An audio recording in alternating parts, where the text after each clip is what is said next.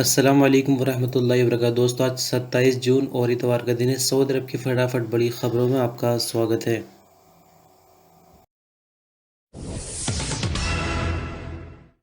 Saudi अरब की ministry of human resources ने मुकाफा निहाया अल खिदमा यानी एंड ऑफ सर्विस बेनिफिट का नया तरीका जारी कर दिया है। मिनिस्ट्री ऑफ ह्यूमन रिसोर्सेज की नई रिपोर्ट के मुताबिक नौकरी के पहले 5 सालों में हर साल के हिसाब से आधी सैलरी और उसके बाद हर साल पर 1 महीने की salary end of service benefit के तौर पर वर्कर को मिलेगी। आगे इस खबर पर और बढ़ेंगे, लेकिन इससे पहले आपको बता दूं कि जो डोमेस्टिक वर्कर होते हैं उन पर ये नियम लागू नहीं होता है। मिनिस्ट्री ऑफ ह्यूमन रिसोर्सेज का आगे कहना है कि एंड ऑफ सर्विस बेनिफिट का हिसाब जो लास्ट सैलरी होगी, यानी जब कंपनी बंदा छोड़ेगा। मिसाल के तौर पर आपको बता दें कि एक बंदे ने 20 साल एक कंपनी में नौकरी की है। शुरुआत उसकी 1000 रियाल से हुई थी, लेकिन जब वो अपनी जॉब छोड़ता है तो उसकी सैलरी 3000 रियाल हो जाती है। तो जो एंड ऑफ सर्विस बेनिफिट का हिसाब जोड़ा जाएगा वो 3000 की सैलरी से जोड़ा जाएगा। बयान में मिनिस्ट्री ऑफ ह्यूमन रिसोर्सेज ने आगे कहा कि सऊदी अरब के कानून की दफा 85 में अगर वर्कर ने अपना इस्तीफा खुद दिया हो, यानी कंपनी उसको नहीं हटाती है, वर्कर खुद अपनी मर्जी से हट रहा है, तो 2 साल की सर्विस के बाद तिहाई सैलरी मिलेगी। लेकिन इसके लिए भी 5 साल कंपनी में पूरे करने होंगे। यानी रूल दो तरह के हैं। अगर आप कंपनी खुद छोड़ेंगे तो अलग सैलरी मिलेगी। कंपनी अगर आपको खुद भेज रही है तो उसकी सैलरी का हिसाब अलग टाइप से होगा। एक बार आपको समराइज कर दूं, जैसे ही कंपनी का कोई वर्कर और कंपनी उसको खुद हटा रही, यानी दोनों की रजामंदी से कॉन्ट्रैक्ट खत्म हो रहा है, तो 5 साल तक तो हाफ सैलरी मिलेगी, लेकिन 5 साल के बाद फुल सैलरी मिलेगी। और ये जो सैलरी होगी वो लास्ट जो सैलरी है उसके हिसाब से काउंट की जाएगी। अब बात करते हैं रिजाइन की, यानी कोई बंदा अगर खुद कंपनी छोड़ता है और 5 साल उसको हो जाते हैं तो 1/3 सैलरी मिलेगी। लेकिन अगर 10 साल हो जाते हैं तो 2/3 सैलरी मिलेगी। तो इस तरह का नियम मिनिस्ट्री ऑफ ह्यूमन रिसोर्सेज की तरफ से है जो कंपनी में वर्कर काम करते हैं उनके लिए। अब खबर हज के हवाले से। हज के लिए एप्लीकेशन देने का जो सिलसिला है वो तो बंद हो चुका है। जिन लोगों ने एप्लीकेशन दे दी है उनको आहिस्ता आहिस्ता, यानी मिनिस्ट्री ऑफ हज एंड उम्रा की तरफ से एसएमएस भेजे जा रहे हैं। यानी जिन लोगों का सिलेक्शन होता जा रहा है उनको एसएमएस के जरिए सूचित किया जा रहा है। और एसएमएस आने के बावजूद भी जो सिलेक्शन है वो पूरी तरह कंप्लीट नहीं हो जाता है। उसके बाद जो प्रोसेस बताया जाएगा उसको पूरा करना होगा। और प्रोसेस जब पूरा हो जाएगा, वो प्रोसेस क्या है इस बारे में अभी जानकारी नहीं मिल पा रही है। एसएमएस के जरिए जो कुछ पूछा जाएगा वो पूरा करने के बाद एक नंबर जारी किया जाएगा। उस नंबर के थ्रू मिनिस्ट्री ऑफ हज एंड उम्रा के अकाउंट में आपको हज की फीस जमा करनी होगी। और इसके लिए सिर्फ 3 घंटे दिए जाएंगे, यानी 3 घंटों के अंदर अंदर फीस जमा करनी होगी। जिन लोगों के पास एसएमएस आ रहा है सिर्फ उनके लिए बात हो रही है, क्योंकि बहुत सारे लोगों ने, तकरीबन 5 लाख से भी ज़्यादा लोगों ने एप्लीकेशन दी है और सिर्फ 60,000 लोगों को चुना जाना है। तो जिन लोगों के पास एसएमएस जा रहे हैं उनको आगे का प्रोसेस करके सिर्फ 3 घंटे के अंदर ही अंदर फीस जमा करनी होगी। लेकिन एक अच्छी बात यह है कि जिन लोगों का हज के लिए सिलेक्शन हो जाएगा, यानी हज परमिट जिनके लिए जारी हो जाएगा, वैक्सीन की एक खुराक तो उन्होंने पहले से ही ले रखी है, उस परमिट के थ्रू वो सीधे किसी भी वैक्सीन सेंटर में जाकर वैक्सीन की दूसरी खुराक ले सकते। ना ही किसी अपॉइंटमेंट की जरूरत पड़ेगी और ना ही कोई और परेशानी होगी वैक्सीन की दूसरी खुराक लेने। अब ये बात क्लियर अभी नहीं हो पाई है क्या वैक्सीन की दूसरी खुराक लेना हज से पहले ज़रूरी है या हज के बाद भी ले सकते हैं। बांग्लादेश में सऊदी अरब की एम्बेसी लॉकडाउन के दौरान सोमवार से बंद रहेगी। आजिल अखबार के मुताबिक सऊदी एम्बेसी ने ट्विटर पर अपने बयान में कहा कि बांग्लादेश की गवर्नमेंट ने सोमवार यानी 28 जून से पूरे देश में लॉकडाउन लगा दिया है। इस दौरान एम्बेसी की तरफ से सिर्फ इमरजेंसी सर्विसेज जारी रहेंगी। खबर को आपसे बताने का मकसद सिर्फ इतना है कि जब पूरी दुनिया में कोरोना कंट्रोल हो चुका है, इंडिया में भी कितने बुरे हालात है, अभी बिल्कुल ठीक है, नॉर्मल हालात चल रहे हैं। और बांग्लादेश में कोरोना काफ़ी हद तक कम था उन दिनों भी जब कोरोना की लहर आई हुई थी खतरनाक। तो उन दिनों बांग्लादेश में कुछ खास ध्यान नहीं दिया गया, जिसका हर्जाना अब भुगतना पड़ रहा है। आप खुद अंदाज़ा लगा सकते हैं कि जब दुनिया भर में कोरोना अभी कंट्रोल में आ गया है तो बांग्लादेश में लॉकडाउन लगाने की ज़रूरत पड़ रही है। सऊदी अरब की मिनिस्ट्री ऑफ हज एंड उम्रा का कहना है कि फ़ीस अदा करने के बाद हज पैकेज को नहीं बदला जा सकेगा। औकाज़ अखबार के मुताबिक मिनिस्ट्री ऑफ हज एंड उम्रा के प्रवक्ता का कहना है कि अगर सऊदी अरब के किसी भी शहर में मौजूद हज कंपनी के यहाँ सभी तरह की बुकिंग खत्म हो गई हो, तो ऐसे में जो हज करने का इरादा रखते हो किसी और शहर के नाम से एप्लीकेशन दे सकते हैं।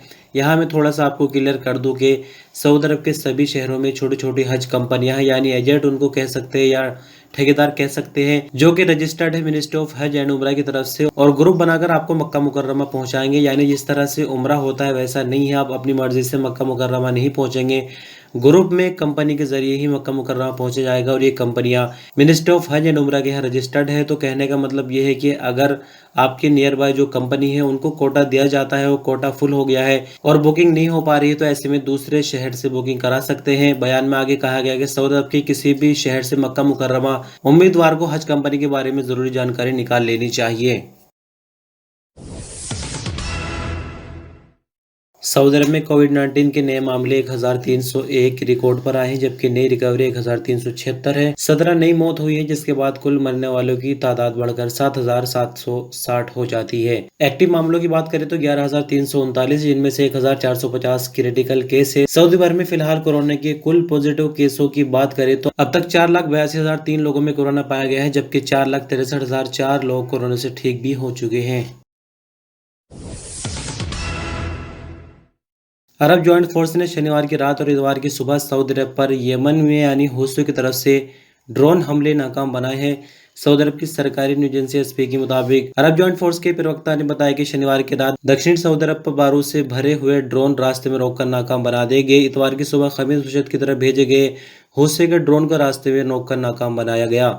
आपकी जानकारी के लिए बता दें कि हूथी की तरफ से जुमे की सुबह भी धमाके से भरे हुए ड्रोनों के जरिए सऊदी अरब के शहर खमीस मुशत पर हमले की कोशिश की गई थी, जिसे सऊदी अरब की रॉयल आर्मी ने मौके पर कार्रवाई करते हुए नाकाम बनाया। किसी भी तरह जानी या माली नुकसान किसी भी हमले में नहीं हुआ है।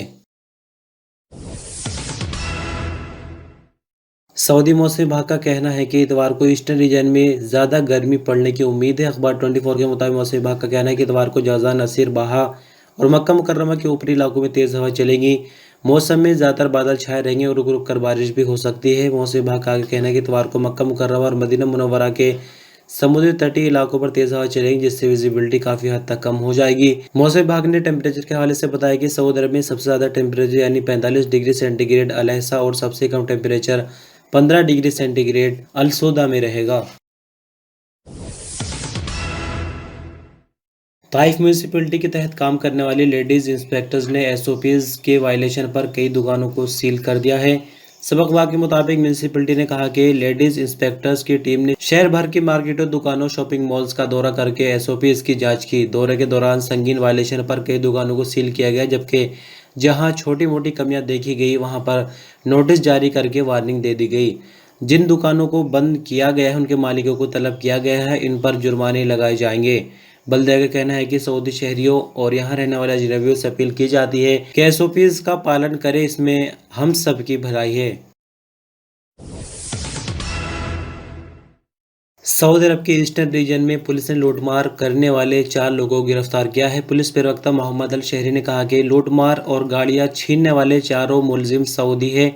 सऊदी अरब की सरकारी एजेंसी एसपी के मुताबिक पुलिस प्रवक्ता ने बताया कि मुलजिम ताकत यानी असलहे के बल पर 6 वारदातें कर चुके थे, जिनका इन्होंने जुर्म कबूल कर लिया है। पुलिस प्रवक्ता ने आगे बताया कि चारों सऊदी लड़के गाड़ियां रोककर लूटमार कर रहे थे, गाड़ियां भी छीन लेते थे। 5 गाड़ियां इनसे बरामद कर ली गई है।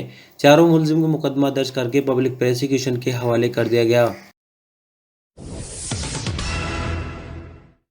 सऊदी अरब में शनिवार को लेबनान से 14 मिलियन से ज्यादा नशा करने वाली गोलियों की स्मगलिंग की कोशिश नाकाम बना दी गई है। सऊदी अरब की सरकारी न्यूज एजेंसी एसपी के मुताबिक टैक्स और कस्टम अथॉरिटी ने एक बयान में कहा कि जद्दा की इस्लामी बंदरगाह पर स्मगलिंग की कोशिश नाकाम बनाई गई है। आयरन शीट्स की शिपमेंट में ड्रग्स छिपाई गई थी। बयान में आगे कहा गया है कि ड्रग की स्मगलिंग में शामिल रियाज एजेंसी से संबंध रखने वाले एक शख्स को हिरासत में लिया गया है। उसे पब्लिक प्रोसिक्यूशन के हवाले कर दिया गया, यानी जिसके नाम पर शिपमेंट आ रही थी लेबनान से, उसको गिरफ्तार फिलहाल सऊदी अरब से कर लिया गया है।